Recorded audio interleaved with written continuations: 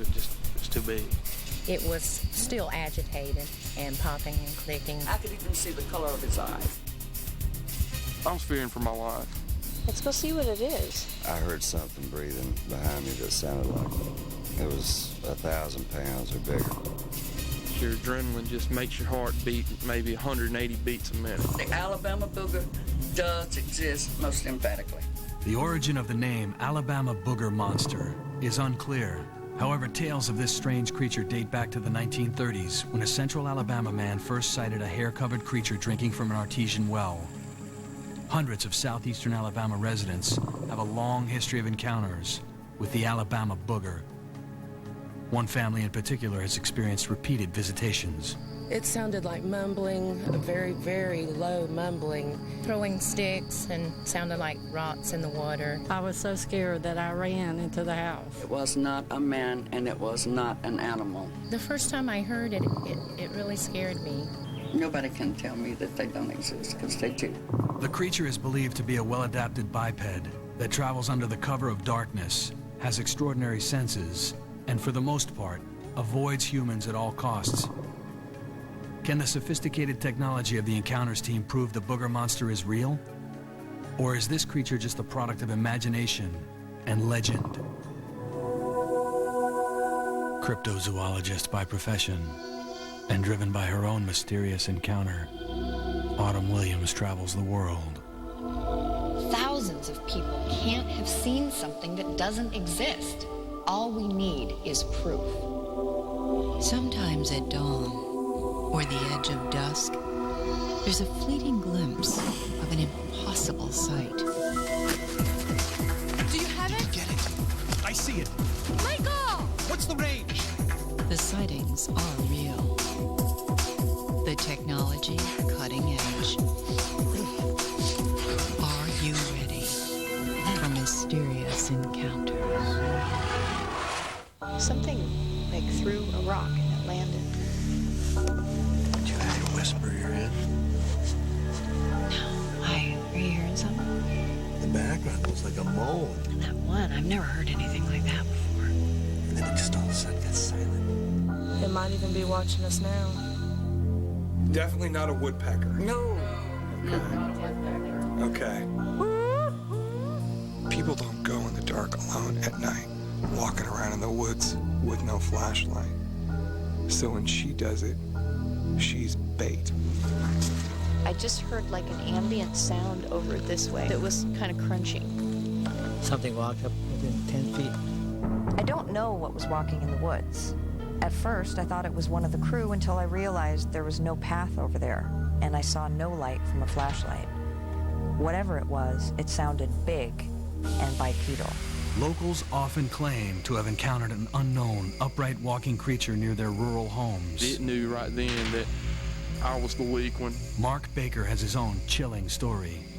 Making a sandwich when I heard a cat at my door, which is a very skittish cat. Shouldn't have been wanting to come in or anything. It would never come to anybody. And it was at our door. Here, cat. Yeah, get it. Come on, get it.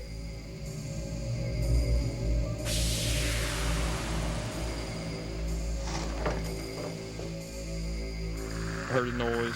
I flicked the driver's light on and looked out the curtain there, and I seen something squatting down. It was probably 15 feet away from the window, but it looked at me.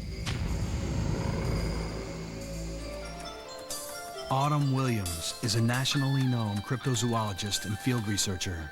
Monsters are my life. For over 13 years, I've compiled thousands of reports of unknown creatures. Many encounters are brief sightings by credible people with nothing to gain by telling their stories. My job is to collect the evidence, and, if they exist, to attempt to document my own face-to-face encounter. And there is no shortage of credible sightings. I've heard it before. And when he would end his sentence, he'd go. It was on 2 feet. It looked like gorillas' eyes. And I've heard, certain kind of whistles around here that, what bird wouldn't make. A footprint right at the place where it was going. And it was staying up with us, and we was running wide open. I mean, it was huge. Yeah, it was big, whatever it was. It was frightening. No, it didn't look like a man. One family in particular has experienced repeated visitations by an unknown large hairy creature. So this is the place, huh? This is the place. Each Easter, the Harris family meets for a reunion at their homestead, and each year the encounters continue. It's Easter week, and we have purposely planned our trip to coincide with the family reunion, hoping to take advantage of what appears to be an ongoing pattern of activity. Gina and I was on the back porch, and we heard a big blam. We had been smelling and hearing them talk down there. And after that, we didn't hear anything else that evening. When we came out here the next time, there was a piece of hair hanging right here. We felt like the noise we heard came from its head hitting this. The hunt. Flicked the garage light on and looked out the curtain there, and I seen something squatting down 15 feet away from the window, but it looked at me. When she turned the radio off, she heard some more crunching and some more walking. I told her it's probably a dog. She said, oh no, it was not a dog. It was much too heavy to be a dog. The Encounters team is in a swampy rural area near Bruton, Alabama, about an hour's drive northeast of Mobile. Eyewitnesses report a strange, wet-haired creature whose odor looms as large as its body size. A creature commonly known as the Booger Monster. This area is the snake bite capital of the world. Most sightings of the Alabama booger occur in the darkest reaches of the swamp. This is where the team and I must go to have any chance of getting the evidence we need. And many rural people claim to have encountered these creatures.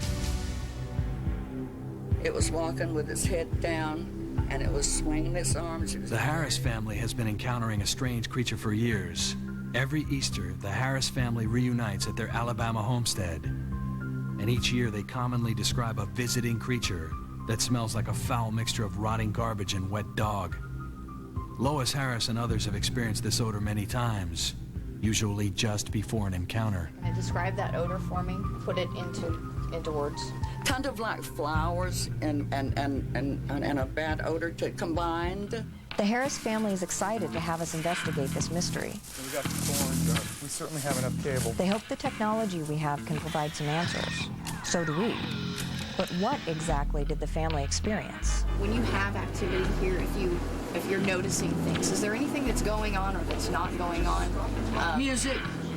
Music actually brings them in, you think? And all evening long, I picked up my 2 pieces of wood, and I went, but they make what we hear them saying, doing in the woods. The technology that gives the Harrises hope includes military night vision goggles and an electrophysics 4th-generation starlight camera lens that will allow observation by amplifying minimal star and moonlight. Ideal for missions on foot. From above, the photograph will be used to survey the area, and a micron thermal camera to penetrate the thick undergrowth to detect the presence of anyone or anything alive and moving. The team will also employ an array of infrared night vision camera traps to record any creature moving under the cover of total darkness, and portable call blasting, designed to lure in the Booger Monster by playing actual recordings of the creature. But strange creatures are not the only concern tonight. Thunderstorms, heavy rain, and possible tornadoes are predicted in the area. Autumn is concerned about the expedition and the safety of the crew. The stark contrast between the bluegrass music coming from the cabin and the guys setting up the satellite gear is surreal. The satellite will not only give us a link to the outside world, it could prove indispensable with dangerous storms on the way. I can definitely see why the Encounters crew wants to have this technology with them on the road. But even their technology cannot predict the kind of shocking development that lays in wait. While most encounters with these huge creatures don't suggest that they are dangerous, the fear that witnesses experience is nonetheless real. It's necessary to try to prepare the crew psychologically in case an encounter occurs. Don't turn, don't move, just play dumb. Exactly, and let it come closer. That's what we want. And maybe, even though we're trained to deal with fear, we have a job to do. Some jobs seem to get done quicker than others. The Harris homestead is at the epicenter of what witnesses say is the stomping ground of the Alabama booger. I'd heard a low grumbling on the front of the house, and it sounded like mumbling, a very, very low mumbling, and it was so deep that I could feel it in my chest as well as I could hear it. He was making a racket. No other animal around here that would be that loud. The one thing that I could definitely say from what I was hearing was it was very large.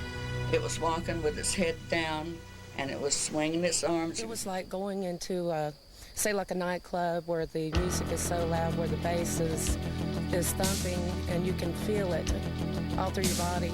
I think science will discover that someday. Witness sightings, even the most credible ones, are anecdotal at best. We need hard evidence. Technology might provide the team with new scientific evidence, but what about the evidence that already exists? Evidence that has never been seen or analyzed before. We came out here the next time, there was a piece of hair hanging right here. We felt like the noise we heard came from its head hitting this. It was pushed, like you hit your head and the hair it took the hair from its head. And I had lost it. Lois mentioned finding a clump of hair on the porch, but says she can't remember where she put it. It's so frustrating to think that the answer to this mystery could simply be misplaced. Where did you find that? Over there on the path. Where? The family has gathered what looks like long black hairs found on branches in the swamp. Could this be similar to the hair sample Lois has misplaced? So, we'd want to look at this under a microscope. I don't know, and that was, I went for a long time thinking that I had hairs, and it turned out to be a type of a plant fiber. We'll go and we'll look over at the other stuff that they're finding over there, and we'll see just how it's snagged. Autumn and Matt set out to investigate the source of the hair.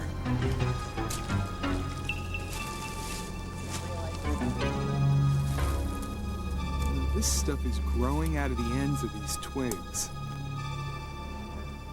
That would sure look like a hair if I didn't know any better. It's definitely not a hair. No, it's probably a fungus or something. While this evidence may not prove to be of value, the team prepares for tonight's expedition into the woods by surveying the area using the Photograph helium balloon and an attached color camera.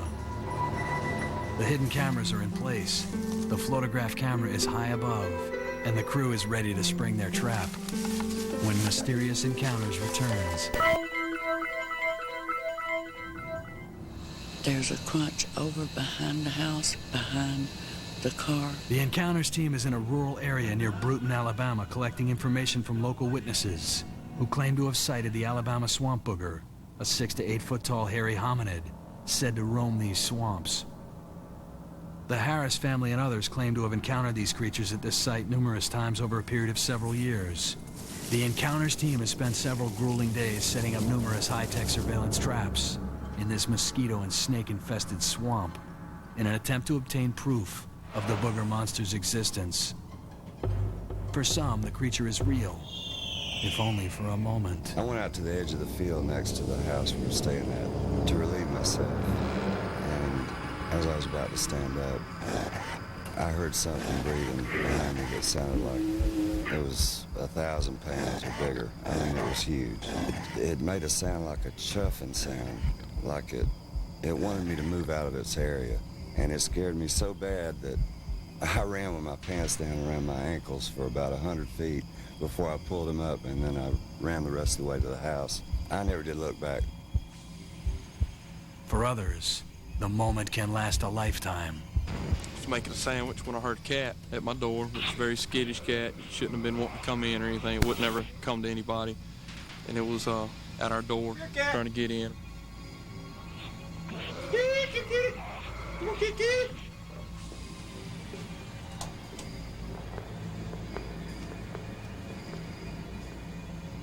I heard a noise. I flicked the garage light on and looked out the curtain there, and I seen something squatting down.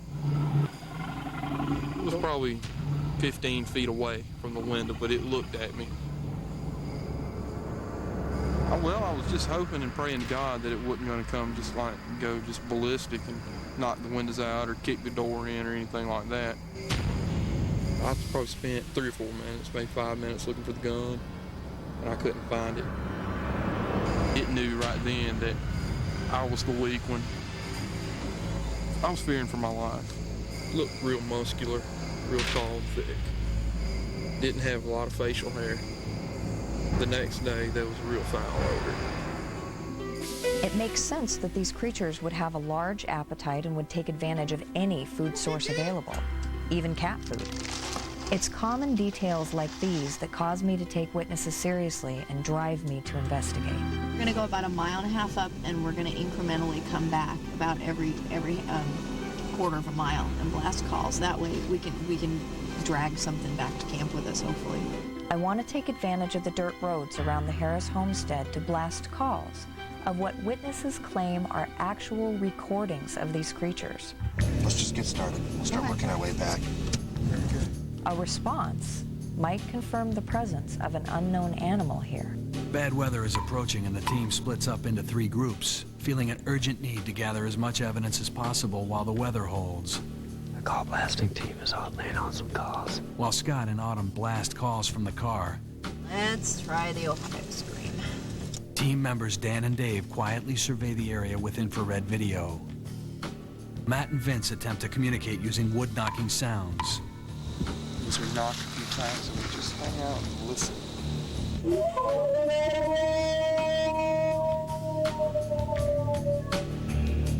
We're going to move to a different part of the tree line here and look through the brush to see if there's anything warm and furry back there. We can stop from time to time and play some calls, open up the car doors and blast some stuff. It'll simulate an animal moving. Those dogs just took off or something. They both ran out there really fast. Let's see if we can get anything to make that sound back. So we go up like 1.5 miles, and then we'll start from there and work our way back. Yeah, God, that's bizarre. You can hear it. Up here, take a left and go down a little further because it's coming from there and then we'll blast down that road. Okay. Did you hear that? What was that? It's just too distant, I couldn't really tell.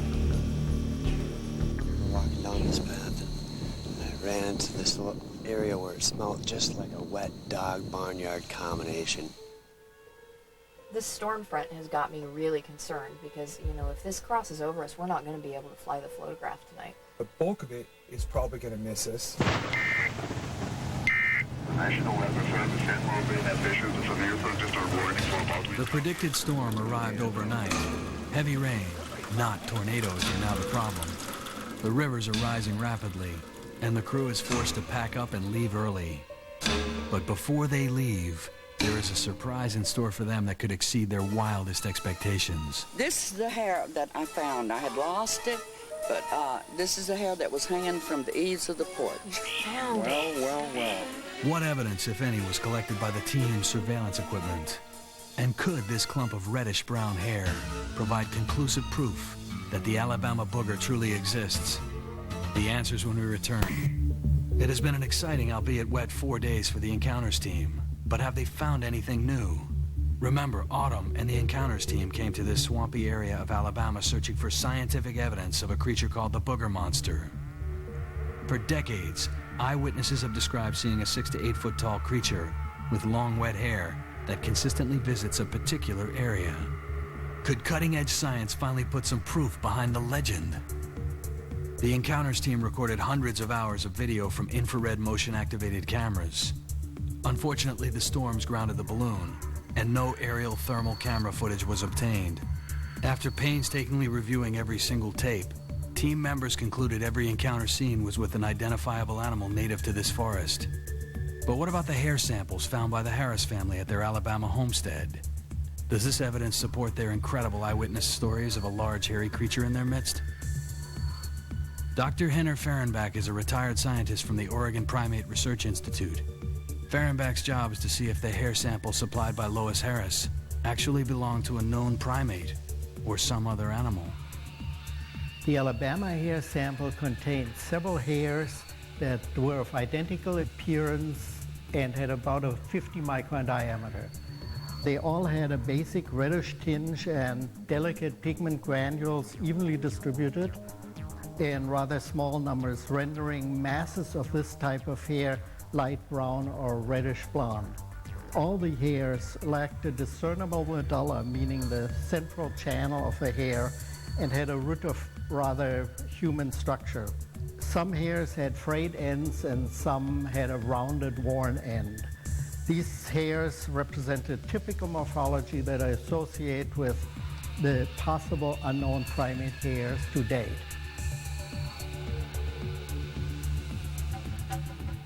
Although we didn't find any hard physical evidence of our own, the hair sample is extremely intriguing, and the eyewitnesses were numerous. Is this strange creature just a species of curious ape surviving and thriving in the forbidding swamps of Alabama? I feel like we're making slow progress, but I believe there's more to this story. Still, as researchers, we may, for the first time, hold one more key to this mystery. In the meantime, the Encounters team and the Bounder are off to investigate yet another unknown animal.